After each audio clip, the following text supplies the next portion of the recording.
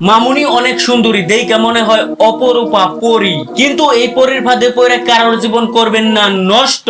মামুনি কিন্তু অনেক ছেলের এই দিয়া থুইছে কষ্ট। আরে হোয়াটসঅ্যাপ বন্ধুগণ, কেমন আছেন সবাই? আশা করি সবাই আছেন ভালো। একটু খোঁজ খবর নিলাম। আজকে আমি আলোচনা করব বিষাক্ত পরীকে নিয়েই। तो यार शुरू करते हैं बिना किसी बकचोदी के। তাহলে গুরুজনরা আর আমার ছোট্ট ছোট্ট ভাই বোনরা, এই ভিডিওটা আপনাদের জন্য নয়, আপনারা এই ভিডিওটা স্কিপ করে দেন। আর যে যেখান থেকে এই ভিডিওটা দেখছেন না কেন, কানে অবশ্যই হেডফোনটা পরে নিবেন। তাহলে বেশি দেরি না করে আজকের ভিডিও শুরু করা যাক।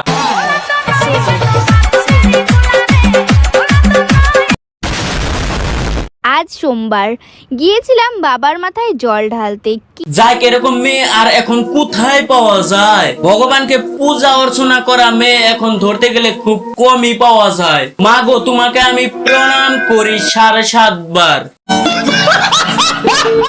সতীর কাছে বাধা সারা, গোপালে তার বসুন্ধরা। মা, তুমি এত ভগবানের পূজা অর্চনা করো, তুমি তো স্বয়ং দেবী মা। মা গো, তুমি এই তোমার অবুজ ছেলেটার প্রণাম নিও।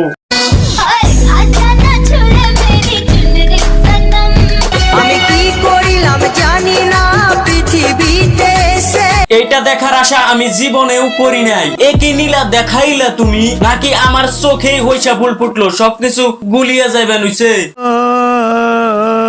আমি কারে বিশ্বাস করছিলাম, এ দেখি পুরাই আগুন।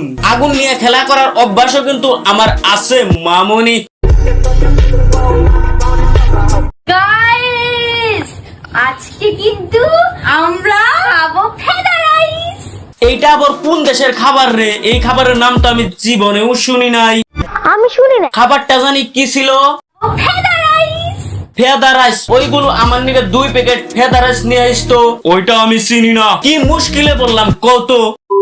আজ আমি আবার হঠাৎ করে স্কুলে যাচ্ছি কেন সেটাই ভাবছো তো? হ্যাঁ, তুমি তো স্কুলে পড়ার পোলাপান না, তুমি তো এই আলবাল ভিডিও নিয়ে পড়ে থাকো।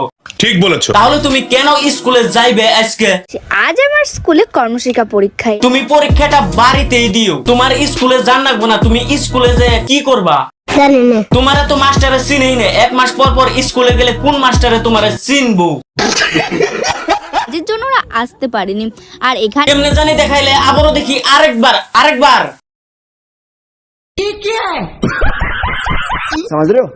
मैं गिरा होया बंदा जमा नीच बल्ली। তোমরা সবাই বুঝা গেছো নটি। আমি কিন্তু বুঝা গেছি, মানে বড় বড় তাই দেখাইলো। আমিও তো তাই ভাবি, এত অল্প বয়সে এত বড় বড় হইলো কেমনে? জানি না। নিশ্চয় এখানে কোনো রহস্য লুকিয়ে আছে। ছোটখাটো ড্রেস পরি বলে কিন্তু আমাকে কম খারাপ কথা শুনতে হয় না, আত্মীয় স্বজনদের কাছেও শুনতে হয়, পাড়ার লোকেদের কাছেও শুনতে হয়। পাড়ার লোকে তো আর বুঝে না মেয়েটা কত কষ্ট করতেছে ভাইরাল হইবেন নিগে। যদি ছোট্ট ছোট্ট ড্রেস পরেও মেয়েটা ভাইরাল না হয়, তাহলে কি? তাহলে আবার কি? তাহলে কবে দেখবে মেয়েটার শরীরে ড্রেসই নাই? तू समझा? हाँ नहीं, तू समझा नहीं।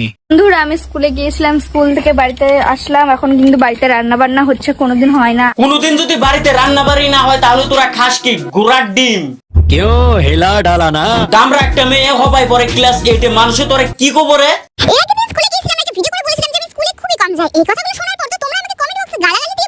না, গালাগালি দিব না, তোমার শ্রেণী দিয়া চাকবো। আলবাল ভিডিও বানাইলেই তোমার পড়া হবো না, বড় অল্প ভালো হওয়ার চেষ্টা কর। नहीं বন্ধুরা, আজকে খাচ্ছি ডাল ভাত।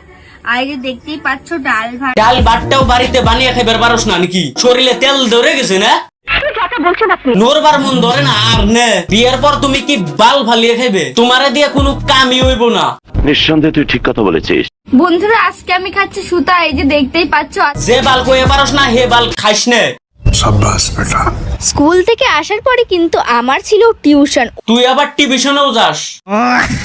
কিছু হবো না রে, লেখাপড়া করে বিয়ে পাস করে বেকার আছি। কোনো চাকরি বাকরি জুটবে না, বাদ দে লেখাপড়া করা। বিয়ে পাশের সার্টিফিকেটটা খালি বিয়ে করতেই নাকি, তার বাইরে ওইটার কোনো কাম নাই। সঠিক বলেছেন। আর দাদা সাইডে ক্যামেরা অন করে দিয়েছে। আর আমি দাদা সাইডে ক্যামেরা অন করে দিয়েছে, তার মানে তুই কিছু বুঝতাছস?